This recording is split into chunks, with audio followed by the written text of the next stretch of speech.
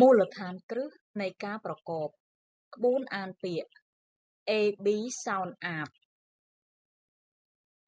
C មានសំឡេងខុស A B មានសំឡេងអាបខុសអាបខាបខាបឡានឈ្នួល L មានសំឡេងលះ A B មានសំឡេងអាបលះអាបឡាបឡាបបន្ទប់ពិសោធន៍ T មានសំឡេងថោះ A B មានសំឡេងអាប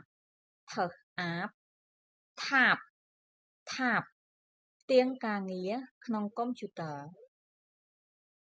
D មានសំឡេងដះ A B មានសំឡេងអាបដះអាបដាបដាបប៉ះតិចតិចឬក៏កេះ J មានសំឡេងចះ A B មានសំឡេងអាបចះអាបចាបចាបចាក់ធ្វើឲ្យភ្ញាក់ SL មានសំឡេងស្លឹះ A B មានសំឡេងអាបស្លឹះអាបស្លាបស្លាបបន្ទះឈើ GR មានសំឡេងក្រឹស A B មានសំឡេងអាបក្រឹសអាបក្រាបក្រាបចាប់ឬក៏ប្រមូល CR មានសំឡេងក្រឹស A B មានសំឡេងអាបក្រឹសអាបក្រាបក្រាបក្តាម DR មានសំឡេងត្រឹស